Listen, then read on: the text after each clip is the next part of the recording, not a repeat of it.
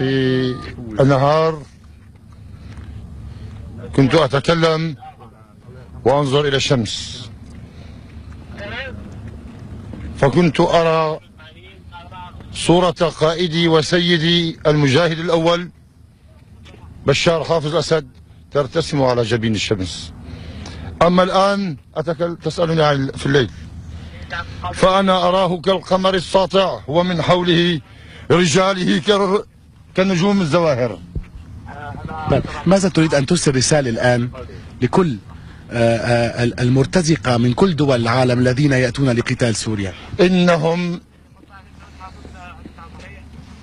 رجال القائد المفدى يلتقطون أعداءهم كما يلتقط الديك حبات القمح، ولكن أنت تقول عن أعداء العالم.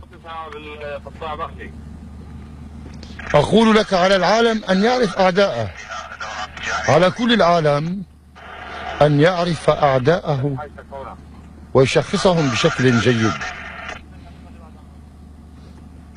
فهل أعداؤنا هم أعداء كل العالم؟ بالتأكيد لا. هل من يعيش فسادا وخرابا في سوريا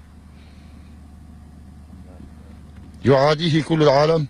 على العالم كله أولا أن يعرف عدو العالم، وعلى من يدعم أعداء العالم أن يعرف أنه ليس من العالم. وإذا كان يظن من يقول غير ذلك فلينتظر منا ولينتظر منهم، أقول منهم أعداء العالم، البرهان والدليل. من يدعم، هل يوجد